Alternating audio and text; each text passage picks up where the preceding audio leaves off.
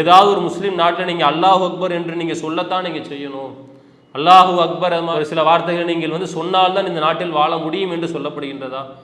அல்லாஹ் அக்பர் சொல்ல சொல்லி யாராவது நாடுகள் அடிக்கப்படுகின்றார்களா? தொடர்ச்சியாக துன்புறுத்தப்படுகின்றார்களா?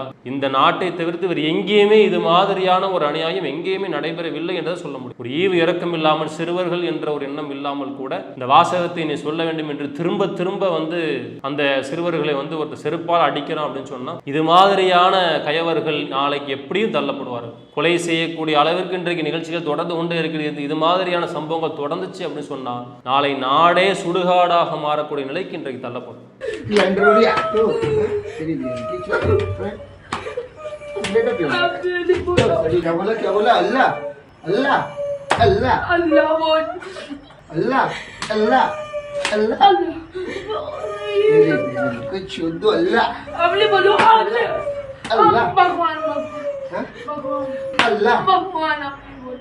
செய்தியும் சிந்தனையும் என்ற இந்த நிகழ்ச்சியின் மூலமாக நாட்டில் நடைபெறக்கூடிய நிகழ்வுகள் குறித்தும் அது குறித்து நாம் பெற வேண்டிய சிந்தனைகள் குறித்தும் தொடர்ச்சியாக பார்த்து வருகின்றோம். அந்த அடிப்படையில் இன்றைய தின செய்தியும் சிந்தனையும் நிகழ்ச்சியில் நாம் பார்க்க இருக்கக்கூடிய நிகழ்வு என்பது பாசிச பாஜக ஆட்சி செய்யக்கூடிய மத்திய பிரதேசத்தில் உள்ள ரத்லம் என்ற மாவட்டத்தில் 3 இஸ்லாமிய சிறுவர்கள் மிக கொடூரமாக தாக்கப்பட்ட ஒரு செய்தி. இந்த ரத்லம் மாவட்டத்தில் இந்த சம்பவம் நடந்து 1 மாதங்கள் ஆகின்றது. அவர்களுடைய வயது நம்ம பார்த்தோம் அப்படின்னு சொன்னால் ஒரு சிறுவனுக்கு 6 வயது, இன்னொரு சிறுவனுக்கு 11 வயது, இன்னொருவருக்கு 12 வயது. இந்த வயதுடைய சிறுவர்களை ஒருவன் கையிலே செருப்பை வைத்துக்கொண்டு அந்த சிறுவர்களை மாறி மாறி மிக கொடூரமான முறையில் அடிக்கின்றார். அடித்த ஜெய் ஸ்ரீராம் சொல்லு, ஜெய் ஸ்ரீராம் சொல்லு என்று சொல்லி திரும்ப திரும்ப அந்த சிறுவர்களை வந்து கையில் இருக்கக்கூடிய செருப்பால் கொடூரமான முறையில் வந்து மாறி மாறி அடித்து கொண்டே இருக்கின்றார். வலி தாங்க முடியாமல் அந்த சிறுவர்களை விட்டுருங்க என்று சொல்லி வந்து கதறாங்க. கடைசியில் வந்து ஜெய் ஸ்ரீராம் சொல்கிறாங்க.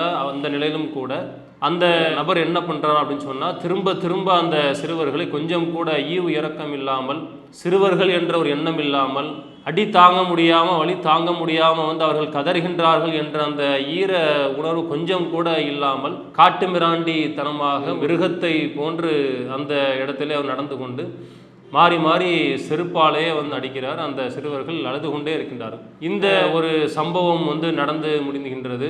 நடந்த பொழுதிலே அந்த தவறை செய்தவர்கள் கைது செய்யப்படவில்லை. அந்த பகுதியில் இருக்கக்கூடிய முஸ்லீம்கள் என்ன பண்ணுறாங்க அப்படின்னு சொன்னால் ஒன்றாக திரண்டு அந்த பகுதியில் இருக்கக்கூடிய காவல் நிலையத்தை சென்று முற்றுகையிடுகின்றார்கள்.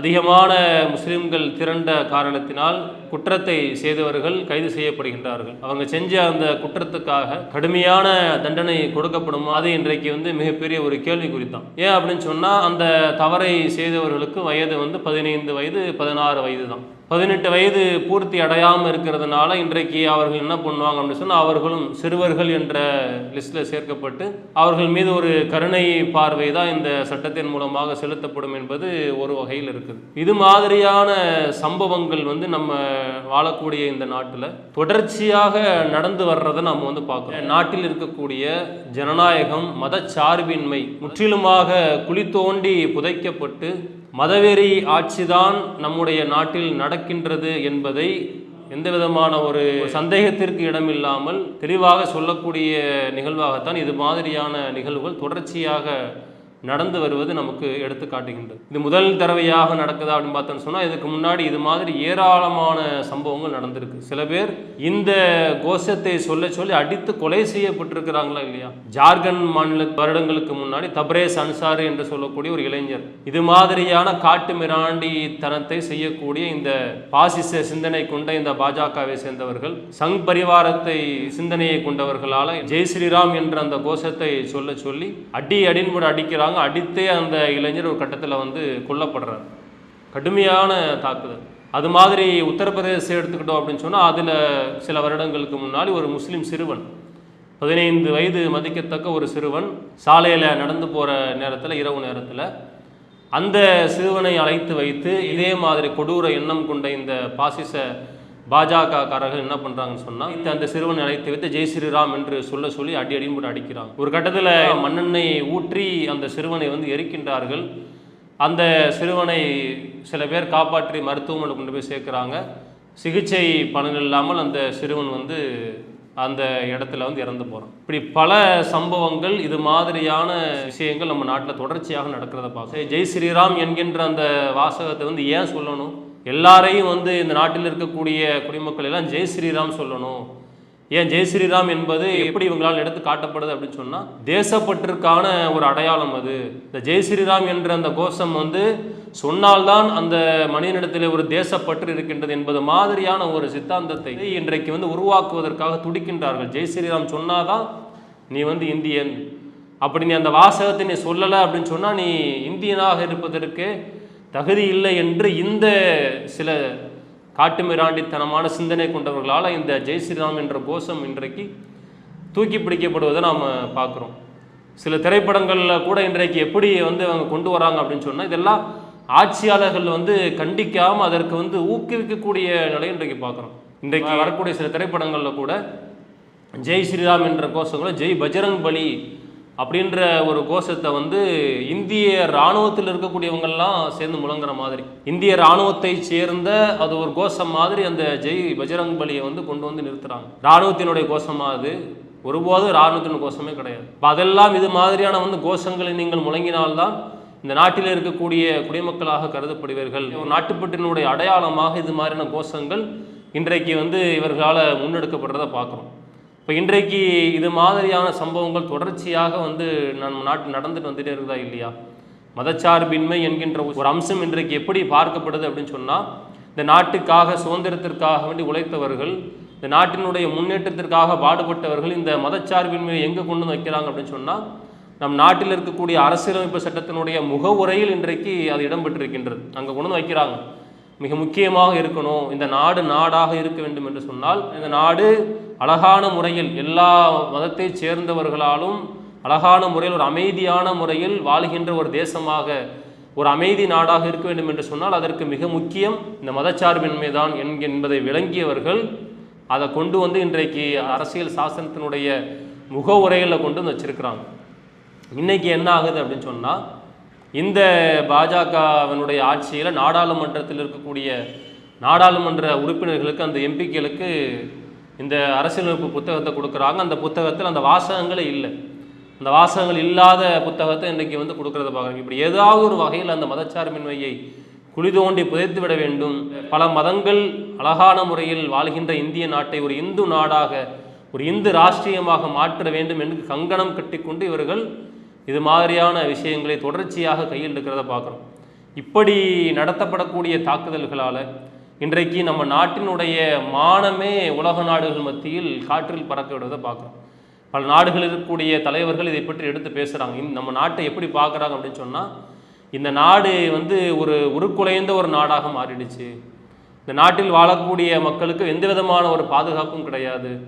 வெளிநாட்டிலே இருந்து வரக்கூடியவர்கள் கூட இந்த தேசமாக நம்ம போனோம் அப்படின்னு சொன்னால் இது மாதிரியான மதவெறி தாக்குதலுக்கு நாமும் உள்ளாக்கப்படுவோம் என்று சொல்லி இந்த நாட்டிற்கு வருவதற்கே பயப்படக்கூடிய அளவிற்கு இந்த நாட்டை உலக அரங்கில், உலக நாடுகள் மத்தியில் மிகப்பெரிய இந்திய நாட்டிற்கு ஒரு தலைகுனிவை ஏற்படுத்தியிருக்கக்கூடியவர்கள் இந்த பாஜக, இந்த RSS, இந்த சங்கிகளாக இருக்கக்கூடியவர்கள்.